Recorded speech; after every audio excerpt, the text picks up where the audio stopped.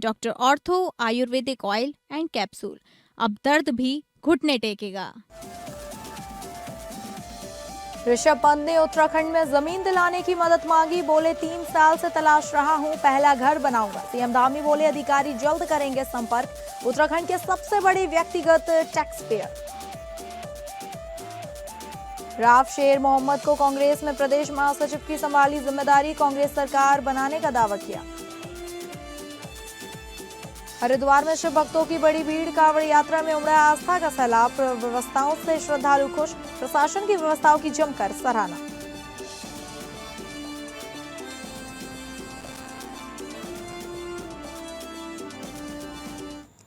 नमस्कार, आप सभी का बहुत स्वागत है उत्तराखंड बुलेटिन में और मैं हूं आपके साथ अंकिता सिंह। शुरुआत करेंगे उत्तराखंड बुलेटिन की। भारतीय क्रिकेटर ऋषभ पंत ने उत्तराखंड में जमीन खरीदकर अपना घर बनाने के लिए मुख्यमंत्री पुष्कर सिंह धामी से मदद मांगी है। शुक्रवार देर रात करीब 1 बजे सोशल मीडिया पर सीएम धामी को टैग करते हुए पंत ने कहा कि वह पिछले करीब 3 साल से उत्तराखंड में जमीन तलाश रहे हैं, लेकिन अब तक सफलता हाथ नहीं मिली। पंत ने कहा कि वह दिल्ली से अपने बेस उत्तराखंड शिफ्ट करना चाहते हैं। उनका सपना है कि उत्तराखंड में अपना पहला घर बनाएं और अपने पहाड़ी लोगों के बीच रहकर प्रदेश के लिए काम करें। उन्होंने जमीन खरीदने की प्रक्रिया में स्पष्टता नहीं होने की बात भी कही। पंत की अपील पर सीएम धामी ने भी जवाब दिया। उन्होंने कहा कि पंत के उठाए विषय के संबंध से संबंधित अधिकारियों को निर्देशित किया जा रहा है। अधिकारी जल्द ही उनसे संपर्क करेंगे और नियम अनुसार हर संभव सहयोग सुनिश्चित करेंगे। वहीं पंत की पोस्ट पर मुख्यमंत्री पुष्कर सिंह धामी ने जवाब देते हुए लिखा कि ऋषभ पंत उत्तराखंड के गौरव हैं और उन्होंने अपने शानदार खेल और उपलब्धियों से देश दुनिया में देवभूमि का नाम रोशन किया है। सीएम धामी ने कहा कि अपनी मातृभूमि के प्रति पंत का प्रेम और यहाँ लौटकर योगदान देने की भावना सराहनीय है। धामी ने आगे कहा कि पंत ने जो विषय उठाया है उसके संबंध में संबंधित अधिकारियों को निर्देश दिए जा रहे हैं और अधिकारी जल्द ही पंत से संपर्क करेंगे और नियम अनुसार हर संभव सहयोग सुनिश्चित करेंगे। भारतीय क्रिकेटर ऋषभ पंत लगातार दूसरे वित्तीय वर्ष में भी उत्तराखंड के सबसे बड़े व्यक्तिगत आयकरदाता बने हैं। बिल्कुल स्वागत है जो भी यहाँ पर लेना चाहता है। और ऋषभ पंत तो हमारे राज्य के हैं, यहाँ से उन्होंने बड़ा नाम किया है, राज्य का भी नाम किया है, देश के लिए भी खेले हैं, देश का भी नाम किया है, तो उनका स्वागत है। वो आएंगे, हमारे अधिकारी सब बात करेंगे। कहीं पर भी अगर उनको कोई चीज़ चाहिए तो निश्चित रूप से। कांग्रेस हाईकमान द्वारा राव शेर मोहम्मद को प्रदेश कांग्रेस कमेटी में प्रदेश महासचिव की जिम्मेदारी दिए जाने पर अखिल भारतीय राष्ट्रीय कांग्रेस कमेटी और प्रदेश कांग्रेस कमेटी का आभार व्यक्त किया और कहा कि हाईकमान ने मुझ पर भरोसा करते हुए मुझे जो जिम्मेदारी सौंपी है, मैं उस भरोसे पर खरा उतरूंगा और प्रदेश के सभी कांग्रेस के साथियों के साथ मिलकर उत्तराखंड प्रदेश में 2027 विधानसभा चुनाव में कांग्रेस की सरकार बनाने में भरपूर प्रयास करूंगा। इस दौरान राव शेर मोहम्मद ने भाजपा पर निशाना साधते हुए कहा कि इस सरकार में हर कोई परेशान है, चाहे पेपर लीक का मुद्दा हो या बेरोजगारी का। जनता भाजपा से परेशान आ चुकी है और अब प्रदेश की जनता ने आने वाले विधानसभा चुनाव में भाजपा सरकार को खाड़ फेंकने का मन बना लिया है। आने वाले 2027 विधानसभा चुनाव में उत्तराखंड प्रदेश में ही नहीं बल्कि पूरे देश में जनता कांग्रेस की सरकार बनाने जा रही है। देखिए, इस तरीके से एक बहुत अच्छी टीम हाईकमान ने बनाई है और सब मजबूत साथी इसमें आए हैं और हमारे जो सीनियर प्रदेश की लीडरशिप है वो सब जिस तरीके से मिलके काम कर रहे हैं तो मजबूती के साथ सरकार आएगी। बल्कि सारे मुद्दे उठा रहे हैं। आपने देखा पहाड़ में हमारे नेताओं ने जगह जगह हर विधानसभा को कवर किया है और जनता को लेके जो है जनता के मुद्दों को उठाए हैं। बेरोजगारी का मुद्दा हो, पलायन का मुद्दा हो, चाहे पेपर लीक का मुद्दा हो, चाहे तेल का खेल हो रहा हो, तो हर मुद्दे को जो है भ्रष्टाचार जितना हो रहा है, महिलाओं के मुद्दे हैं, महिलाओं के साथ अत्याचार हुए हैं, तो कांग्रेस पूरी तरीके से उठा रही है। और राहुल गांधी जी जिस तरीके से सड़कों पे काम कर रहे हैं निडर होकर, उससे कार्यकर्ताओं का कॉन्फिडेंस बढ़ रहा है। जनपद चंपावत में मोबाइल और इंटरनेट नेटवर्क को सुदृढ़ बनाने की दिशा में जिला प्रशासन ने बड़ा कदम उठाया है। जिलाधिकारी मनीष कुमार की अध्यक्षता में आयोजित जिला टेलीकॉम समिति की समीक्षा बैठक में दूरस्थ एवं सीमांत क्षेत्रों में संचार सुविधाओं के विस्तार को सर्वोच्च प्राथमिकता देने के निर्देश दिए गए। डीएम ने स्पष्ट कहा कि लाभार्थी परक योजनाओं के प्रभावी संचालन, एसआईआर, आगामी चुनाव, धार्मिक मेलों तथा आपदा प्रबंधन को देखते हुए सभी लंबित दूरसंचार कार्यों को तय समय सीमा के भीतर पूरा किया जाए। बैठक में सीईआर यानी कि सेंट्रल इलेक्ट्रॉनिक्स लिमिटेड को बूम मंच और पूर्णागिरी में वायरलेस रेडियो संचार प्रणाली शीघ्र स्थापित करने के निर्देश दिए गए, ताकि किसी भी आपदा या आपात स्थिति में संचार व्यवस्था बाधित न हो और राहत बचाव कार्य से तेजी से संचालित किया जा सके। इसके साथ ही भारत नेट परियोजना की समीक्षा करते हुए ग्राम पंचायतों तक ब्रॉडबैंड कनेक्टिविटी पहुंचाने के कार्यों में तेजी लाने पर जोर दिया गया।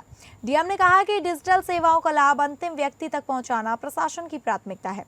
बैठक में एयरटेल और जियो के प्रतिनिधियों को बूम, चूका, थूलीगढ़ और पूर्णागिरी मंदिर क्षेत्र सहित कमजोर नेटवर्क वाले इलाकों में मोबाइल नेटवर्क मजबूत करने के निर्देश दिए गए, जिससे स्थानीय लोगों, श्रद्धालुओं और पर्यटकों को बेहतर संचार सुविधा मिल सके। वहीं बीएसएनएल ने जानकारी दी कि विविल, लोहाघाट, कलचौड़, लोहाघाट, ब्रह्मदेव, टनकपुर और धरसों में टेलीकॉम टावरों का सिविल कार्य पूरा हो चुका है और तकनीकी प्रक्रियाएं पूरी होते ही इन क्षेत्रों में सेवाएं शुरू कर दी जाएंगी। बैठक के अंत में जिलाधिकारी ने सभी विभागों और सेवा प्रदाता कंपनियों को समन्वय के साथ कार्य करते हुए जनपद के प्रत्येक क्षेत्र में गुणवत्तापूर्ण, विश्वसनीय और निर्बाध संचार व्यवस्था सुनिश्चित करने के निर्देश दिए।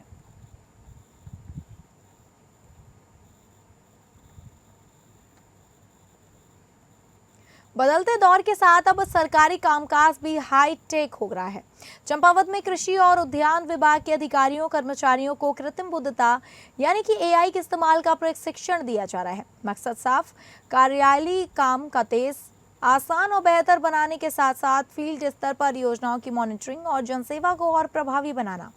जिलाधिकारी मनीष कुमार के निर्देश और मुख्य विकास अधिकारी जीएस खाती के आदेशों के अनुपालन में कृषि एवं उद्यान विभाग के संयुक्त तत्वाधान में एक दिवसीय कार्यशाला आयोजित की गई। परियोजना निदेशक अजय सिंह की अध्यक्षता में आयोजित कार्यशाला में जिले के विभिन्न विकास खंडों और विभागीय कार्यालयों से 35 अधिकारियों एवं कर्मचारियों ने हिस्सा लिया। कार्यशाला में अधिकारियों और कर्मचारियों को बताया गया कि एआई का सही और जिम्मेदारी पूर्ण इस्तेमाल सरकारी कामकाज में बड़ा बदलाव ला सकता है। कार्यालय पत्राचार से लेकर रिपोर्ट तैयार करने, दस्तावेजों के विश्लेषण, रिकॉर्ड प्रबंधन और फील्ड मॉनिटरिंग तक एआई का उपयोग तकनीकी रूप से अपनाया जा सकता है। परियोजना निदेशक अजय सिंह ने कहा कि आधुनिक समय में कृत्रिम बुद्धिमत्ता प्रशासनिक कार्यों को सरल, त्वरित और प्रभावी बनाने का महत्वपूर्ण माध्यम बन रही है। उन्होंने प्रशिक्षण से मिली जानकारी को व्यवहारिक रूप से विभागीय कार्यों में लागू करने पर जोर दिया। कार्यशाला में इस बात पर भी जोर दिया गया कि एआई का इस्तेमाल केवल कार्यालयी काम तक सीमित नहीं है। कृषि और उद्यान विभाग के फील्ड अधिकारियों के लिए यह तकनीकी योजनाओं की निगरानी, सूचना संकलन और कार्यों के बेहतर निष्पादन में भी मददगार साबित हो सकती है। अधिकारियों ने कहा कि एआई के जिम्मेदारी पूर्ण इस्तेमाल से निर्णय प्रक्रिया, रिपोर्टिंग और अभिलेख प्रबंधन को अधिक सटीक, पारदर्शी और परिणामोन्मुख बनाया जा सकता है। प्रशिक्षण में शामिल अधिकारियों कर्मचारियों ने इसे वर्तमान समय की जरूरत बताते हुए भविष्य में भी ऐसे प्रशिक्षण नियमित रूप से आयोजित किए जाने की अपेक्षा जताई। कार्यशाला के समापन पर प्रतिभागियों ने अपने अनुभव और सुझाव साझा किए। अधिकारियों ने विश्वास जताया कि प्रशिक्षण से प्राप्त ज्ञान को विभागीय कार्यों में लागू कर जनसेवा को और अधिक प्रभावी एवं तकनीकी आधिकारिक बनाया जाए।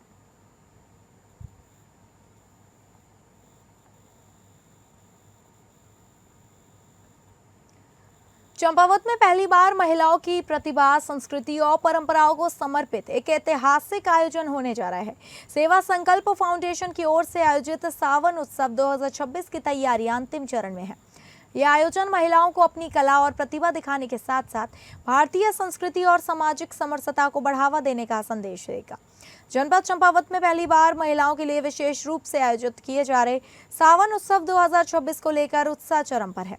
सेवा संकल्प फाउंडेशन द्वारा आयोजित इस भव्य कार्यक्रम का उद्देश्य महिलाओं को सम्मान, आत्मविश्वास और अभिव्यक्ति का सशक्त मंच प्रदान करना है।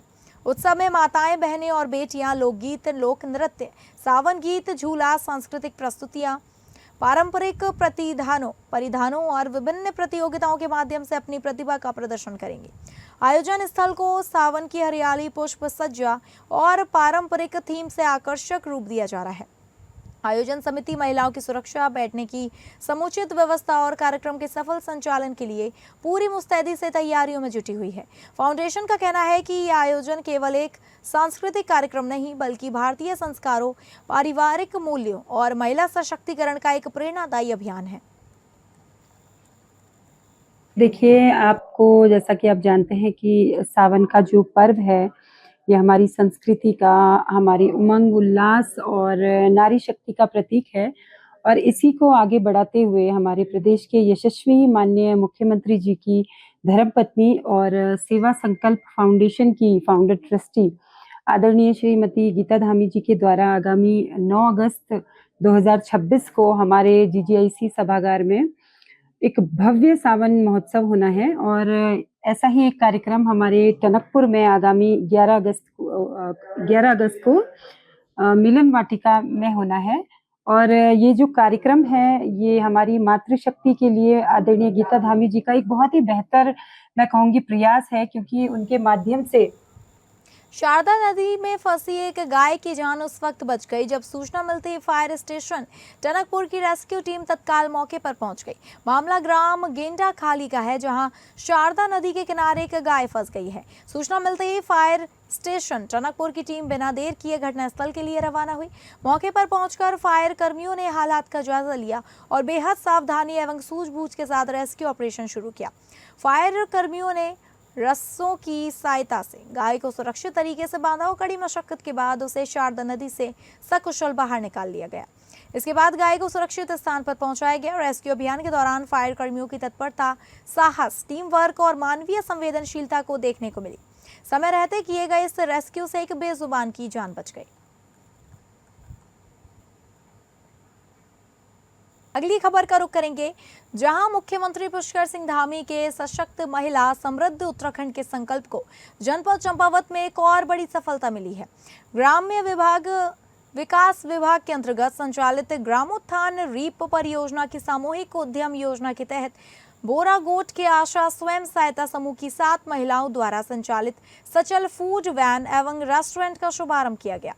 यह पहल ग्रामीण महिलाओं को आर्थिक रूप से आत्मनिर्भर बनाने की दिशा में एक महत्वपूर्ण कदम माना जा रहा है। कार्यक्रम का शुभारंभ दर्जा राज्य मंत्री हेमा जोशी एवं किरण देवी ने संयुक्त रूप से किया। इस दौरान उन्होंने कहा कि यह फूड वैन केवल एक व्यवसाय नहीं बल्कि महिलाओं के आत्मविश्वास, स्वावलंबन और सशक्तिकरण का प्रतीक है। इससे समूह से जुड़ी महिलाओं की आय में वृद्धि होगी और अन्य स्वयं सहायता समूह को भी नए उद्यम शुरू करने की प्रेरणा मिलेगी। कार्यक्रम में आशा स्वयं सहायता समूह की अध्यक्ष मीना देवी ने ग्रामोत्थान रीप परियोजना का आभार व्यक्त करते हुए बताया कि फूड वैन के माध्यम से स्थानीय लोगों और पर्यटकों को स्वच्छ, गुणवत्तापूर्ण एवं स्थानीय स्वाद से भरपूर भोजन उपलब्ध कराया जाएगा।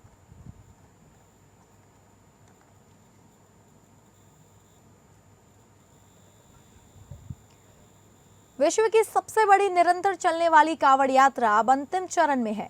अंतिम दिनों में धर्मनगरी हरिद्वार में शिव भक्तों की भीड़ लगातार बढ़ रही है। देश भर से श्रद्धालु गंगा जल लेने पहुंच रहे हैं। उत्तराखंड सरकार ने यात्रियों की सुविधा और सुरक्षा के लिए व्यापक इंतजाम किए हैं।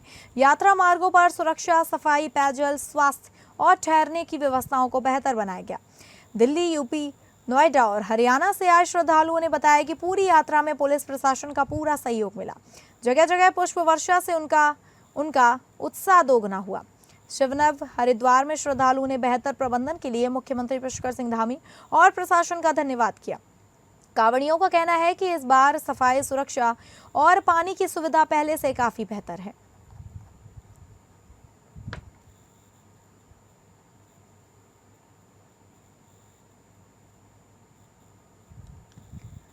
डाक कावड़ यात्रा की सुरक्षा और व्यवस्थाओं का जायजा लेने के लिए जिलाधिकारी मयूर दीक्षित एवं वरिष्ठ पुलिस अधीक्षक नवनीत सिंह भुल्लर देर रात्रि बैरागी कैंप पार्किंग स्थल जीरो ग्राउंड पहुंचे। दोनों अधिकारियों ने पार्किंग स्थल और डाक कावड़ वाहनों के आवागमन मार्ग का स्थलीय निरीक्षण किया। एंट्री एग्जिट व्यवस्था, यातायात प्रबंधन और भीड़ नियंत्रण के संबंध में अधिकारियों को जरूरी दिशा निर्देश दिए गए।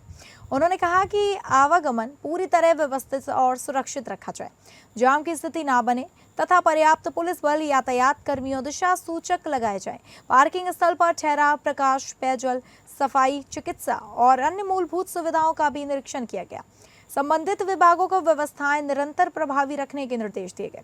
जिलाधिकारी एवं एसएसपी ने बताया कि यात्रा मार्ग और पार्किंग क्षेत्रों की ड्रोन व सीसीटीवी से 24 घंटे निगरानी की जा रही है। पर्याप्त सुरक्षा बल तैनात कर दिन रात मॉनिटरिंग की जा रही है ताकि किसी भी अप्रिय स्थिति पर तुरंत कार्रवाई हो सके। इस दौरान उन्होंने डाक कावड़ियों से संवाद कर राज्य सरकार व जिला प्रशासन की गाइडलाइन का पालन करने, अनुशासन बनाए रखने और निर्धारित मार्गों का उपयोग करने की अपील की। अधिकारियों ने कहा कि श्रद्धालुओं की सुरक्षा सर्वोच्च प्राथमिकता है। डाक कावड़ के बढ़ते आवागमन को देखते हुए सभी विभाग समन्वय के साथ काम कर रहे यात्रा को सुरक्षित एवं सुगम बनाए। इस अवसर पर संबंधित प्रशासनिक एवं पुलिस अधिकारी उपस्थित रहे। सभी भक्तों को हर हर महादेव, जय शिव शंभू।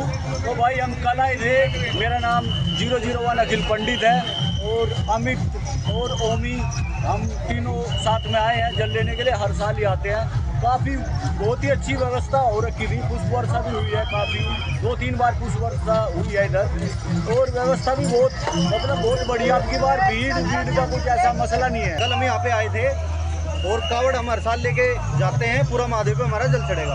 हम पूरी टीम के साथ आते हैं और इस बार व्यवस्था काफ़ी बढ़िया देखने को फिलहाल मिल रही है। अभी तक बहुत बढ़िया व्यवस्था है।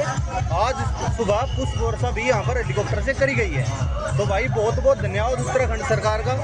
फिलहाल बहुत बढ़िया व्यवस्था है। बाकी आगे देखेंगे आगे कैसी व्यवस्था है, लेकिन फिलहाल तक सुरक्षा व्यवस्था और जो है वैसे भी बहुत बढ़िया व्यवस्था हुई है। उत्तराखंड उत्तर प्रदेश सीमा पर कुमाऊं के भव्य प्रवेश द्वार के निर्माण की दिशा में प्रशासन ने तैयारियां तेज कर दी हैं।